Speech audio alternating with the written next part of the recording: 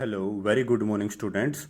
Yesterday, beta, we have to enjoy your Rakhi festival and holiday also. Today, we have to start our 13th chapter, or on our Friday, we have to given some of the reading of the terms which are given in the chapter and read the examples also. Now, beta, we have to start our 13th chapter and the topic is data handling. Title क्या है हमारा? Data handling.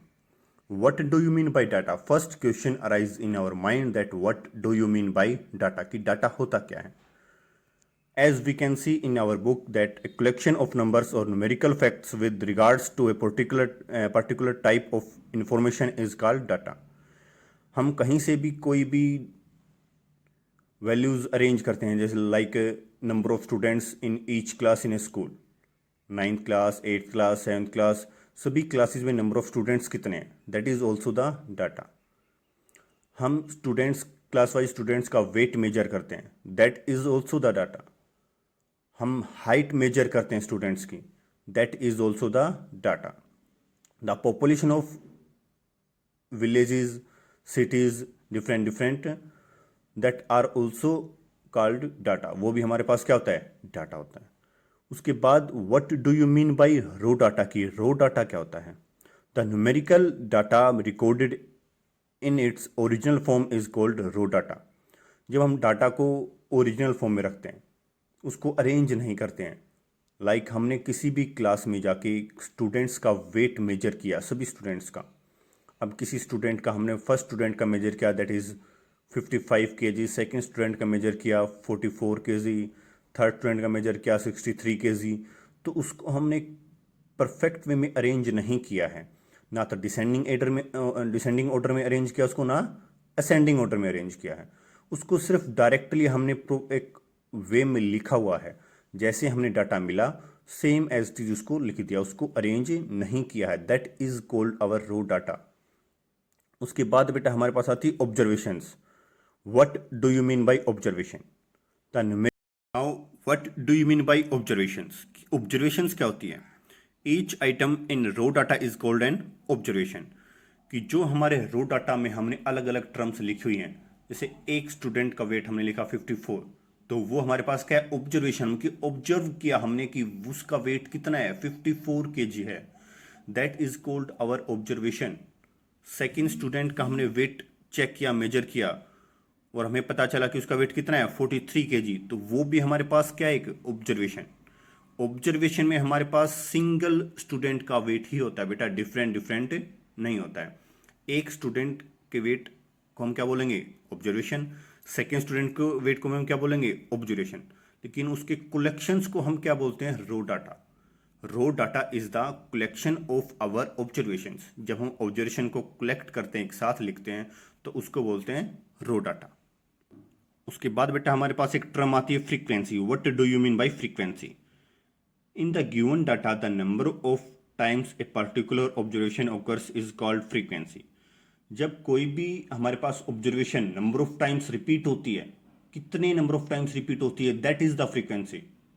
कि हमने एक class में बच्चों का weight major किया और 43 काफ़ी स्टूडेंट्स का वेट है, सेम वेट 43, 5 स्टूडेंट्स का वेट अगर है, then 5 is the frequency of 43. तो 43 की फ्रीक्वेंसी क्या होगी? 5 होगी. अगर 47 वेट 2 स्टूडेंट्स का है, then the frequency of 47 that is 2. It means the number of times that observation repeated, कि वो ऑब्जर्वेशन कितने टाइम्स रिपीट हो रही है, दैट इज कॉल्ड फ्रीक्वेंसी. तो वो क्या होती है बेटा? फ्रीक्वेंसी होती है. Now with an example we have to check our frequency distribution table. एक एग्जाम्पल के साथ हम समझते हैं कि कैसे हम हमारी फ्रीक्वेंसी डिस्ट्रीब्यूशन टेबल को बनाते हैं. एक एग्जाम्पल हमारे पास है, द नंबर ऑफ चिल्ड्रंस पर family in 25 families is given below. कि हमने अलग अलग डिफरेंट फैमिलीज में जाके चेक किया कि उनके फैमिली में नंबर ऑफ चिल्ड्रंस कितने हैं. फर्स्ट फैमिली के अंदर चिल्ड्रंस कितने थे बेटा? 3, सेकंड के अंदर 4, थर्ड के अंदर 5 एंड सो ऑन. तो हमारे पास टोटल कितनी फैमिलीज के नंबर ऑफ चिल्ड्रंस का डाटा गिवन है? 25 फैमिलीज का. Now using telemarks, find the number of families with different children from the table. Find the number of families with only one child, more than 3 children, not more than 2 children. तो सबसे पहले जो बेटा हमें सीखना है वो क्या सीखेंगे हम कि हम हमारी फ्रीक्वेंसी डिस्ट्रीब्यूशन टेबल कैसे बनाएंगे। अब देखो बेटा, सबसे पहले हमें पता है कि हमें क्या गिवन है, नंबर ऑफ चिल्ड्रंस। तो हम यहाँ पे क्या लिखेंगे, number of childrens. Childrens, number of childrens minimum कितने हैं, हम इसमें मिनिमम वैल्यू को चेक करेंगे। क्या चेक करेंगे, मिनिमम वैल्यू को। सबसे कम चिल्ड्रंस किस फैमिली के अंदर है, जिसके अंदर 1 चिल्ड्रन है। तो हमने यहाँ पे क्या लिखा, 1, उसके बाद 2, 3, 4, 5। अब हम चेक करते हैं कि मैक्सिमम नंबर ऑफ चिल्ड्रंस कितने हैं, 5। तो यहाँ पे हमारे पास लास्ट वैल्यू कितनी आनी चाहिए, 5 ही आनी चाहिए बेटा, ठीक है। अब उसके बाद हमारी टेबल के अंदर नेक्स्ट रो किसकी बनेगी, टेलीमार्क्स। किसकी बनेगी, टेलीमार्क्स। अब टेलीमार्क्स के अंदर हम क्या लिखेंगे, क्या अरेंज करेंगे वहाँ पे। टेलीमार्क्स बेटा शो करता है कि नंबर ऑफ फैमिली में चिल्ड्रंस कितने हैं। हम यहाँ से काउंट स्टार्ट करते हैं, जैसे 1 के लिए 1 हो गया, तो हमने यहाँ पे 1 एक लिखा यहाँ पे। उसके बाद एक और हमें ऐसी फैमिली मिली तो हमने एक और लिखा। उसके बाद हमें 1 फैमिली और मिल गई तो फिर एक और लिख दिया। एक फैमिली फिर और मिल गई तो हमने देखो बेटा 1 2 3 4 कितने डैश लगाए, टोटल 4 डैश लगाए हैं। लेकिन 5th फैमिली और हमें यहाँ पे ऐसी मिल जाती है। तो जैसे ही है हम उसको क्रॉस करते हैं, ये क्रॉसिंग वाला मार्क दिख रहा है आपको, उसको काट रहे हैं, दैट इट मीन्स वो टोटल किसको रिप्रेजेंट करता है, 5 को रिप्रेजेंट करता है। 1 2 3 4 उसको क्रॉस किया तो 5, तो वो करता हमारे पास टोटल नंबर ऑफ 5 को रिप्रेजेंट करेगा। क्लियर है। तो यहाँ पे number of childrens 1 in a family, ऐसी फैमिलीज कितनी है बेटा, टोटल 5 फैमिलीज है। तो फ्रीक्वेंसी उसकी कितनी हो गई है, 5। तो थर्ड हमारे पास पार्ट बनेगा, वो किसका बनेगा, फ्रीक्वेंसी का। First number of childrens, second tally marks and third is frequency. Clear है। अब 2 चिल्ड्रंस कितनी फैमिलीज के अंदर हैं वो हम चेक करते हैं। 1 2 3 4 5 6 7 एंड 8, टोटल कितने हो गए बेटा, 8। That is our frequency distribution table. हमने बताया था कि फ्रीक्वेंसी क्या होती है, कोई भी ऑब्जर्वेशन कितने टाइम्स रिपीट हो रही है, दैट इज आवर फ्रीक्वेंसी। यहाँ पे आप देख सकते हो बेटा, चेक कर सकते हो कि 2 कितने टाइम्स रिपीट हो रहा है, 8 टाइम्स रिपीट हो रहा है। तो 2 की फ्रीक्वेंसी कितनी है, 8। क्लियर है। सेम एज इट इज हम हमारी कितने भी किसी भी क्वेश्चन में जो हमारे पास डाटा गिवन होगा, और ये जो डाटा गिवन है, ये डाटा इसको क्या बोलते हैं बेटा, raw data. That is our raw data. Clear है। अब उस डाटा को हमने अरेंज कर लिया है, that is our arrange data. Clear है। That is called our data handle. Clear. अब टेबल बनने के बाद जो क्वेश्चंस हमसे पूछे गए हैं, उस टेबल का यूज करते हुए उन क्वेश्चंस का हमें आंसर देना है। First question, we have to find out the number of families which have only 1 child. 1 child वाली फैमिलीज टोटल कितनी है, ये 1 चाइल्ड है, तो उसकी फ्रीक्वेंसी कितनी है, 5। तो ऐसी फैमिलीज बेटा कितनी है, 5 फैमिलीज है। नाउ मोर देन 3 चिल्ड्रंस, ऐसी फैमिलीज जिसके अंदर 3 से ज़्यादा चिल्ड्रंस है, इट मीन्स 4 या 5। तो 4 की फ्रीक्वेंसी कितनी है, 2। 5 की फ्रीक्वेंसी कितनी है, 2। Then total number of families which have more than 3 childrens are 4। Same as आप थर्ड पार्ट का भी आंसर इजिली दे सकते हो। Clear students. Now we have to start our exercise 13.1। Now बेटा that is our 13.1 exercise, in which our first question, that is in a test, class test, the following marks obtained by 33 students of class 5th out of maximum 22 marks। कि किसी class में एक subject का test हुआ है, किसी भी subject का, लाइक मैथ्स टेस्ट, उसमें टोटल मैक्सिमम मार्क्स कितने हैं, 22। कि टेस्ट कितने मार्क्स का है, 22 मार्क्स का है। क्लियर है। अब अलग अलग स्टूडेंट्स के मार्क्स हमें गिवन है कि फर्स्ट स्टूडेंट के मार्क्स है 17, सेकंड स्टूडेंट के मार्क्स है 13, एक स्टूडेंट के मार्क्स हैं 18, एक स्टूडेंट के मार्क्स हैं 11 एंड सो ऑन। यहाँ पे हमारे पास 33 स्टूडेंट्स के मार्क्स अलग अलग गिवन है। क्लियर है। तो सबसे फर्स्ट स्टेप हमारी क्या होगी बेटा, we have to make our frequency distribution table. कि हम सबसे फर्स्टली क्या बनाएंगे, हमारी फ्रीक्वेंसी डिस्ट्रीब्यूशन टेबल बनाएंगे। क्लियर है। उसके बाद कुछ क्वेश्चंस हमसे पूछे गए हैं इस क्वेश्चन में।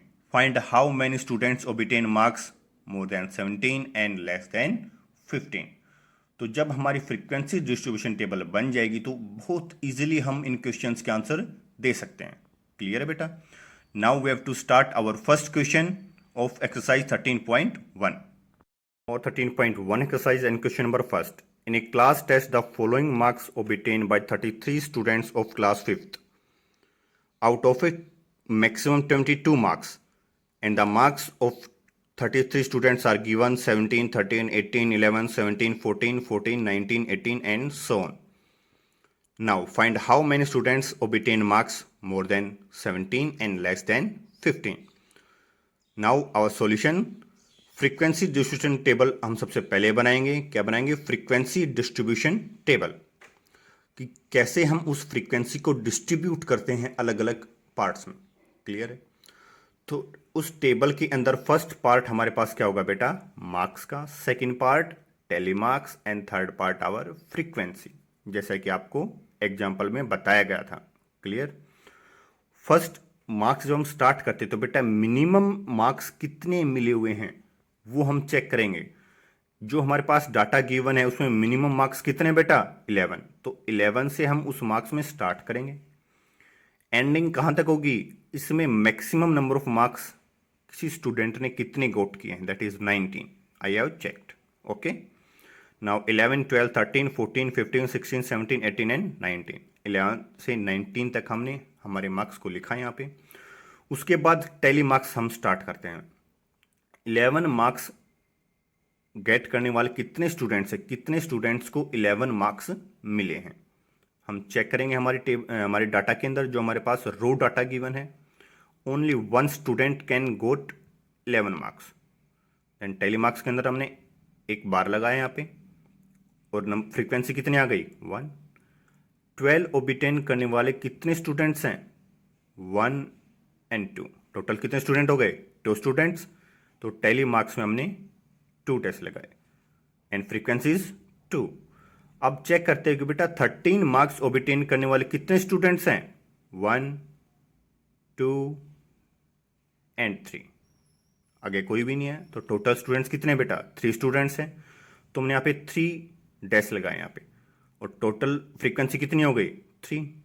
Now we have to check how many students can obtain 14 marks, कि कितने बच्चों को 14 मार्क्स मिले हैं। हम चेक करते हैं हमारे रो डाटा के अंदर, and we have to check that total number of 6 students, 1, 2, 3, 4। और 4 को जब हम क्रॉस कर देते हैं ऐसे, तो वो कितना हो जाता है total? 5 and 1 6, that is 6।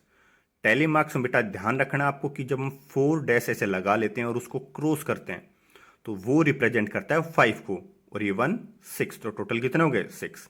Same as it is आप सभी की टेली मार्क्स और फ्रीक्वेंसी टेबल बनाएंगे और चेक करेंगे कि जो हमारी फ्रीक्वेंसीज का सम है वो कितना आना चाहिए, जितना हमारे पास total number of students given है। टोटल नंबर ऑफ स्टूडेंट्स कितने गिवन है? 33। तो यहाँ पे फ्रीक्वेंसी का सम भी कितना आना चाहिए? 33 ही आना चाहिए। अगर आपका फ्रीक्वेंसी का सम 33 नहीं आ रहा है, इट मीन्स आपका क्वेश्चन गलत है। क्लियर है? Now we have to check the answers of these two questions, that how many students obtain marks more than 17, कि 17 से ज़्यादा मार्क्स ओबिटेन करने वाले कितने स्टूडेंट्स हैं। 17 से ज़्यादा ओबिटेन करेंगे तो 18 और 19 ही मार्क्स लेने वाले स्टूडेंट्स हैं बस। तो 18 ओबिटेन करने वाले कितने स्टूडेंट्स हैं? 4, और 19 ओबिटेन करने वाले 3। तो टोटल ऐड करेंगे दोनों को, 4 + 3 that is 7। It means the students which can got more than 17 marks are 7। Now check that how many students can obtain marks less than 15, कि 15 से कम मार्क्स obtain करने वाले स्टूडेंट्स कितने हैं। 15 से कम मार्क्स जिन स्टूडेंट्स कहेंगे वो स्टूडेंट्स कौन से होंगे? जिनको 11 मार्क्स मिले, 12 मार्क्स मिले, 13 और 14 according to our table. 1 + 2 + 3 + 6 that is 12. It means our answer is 12.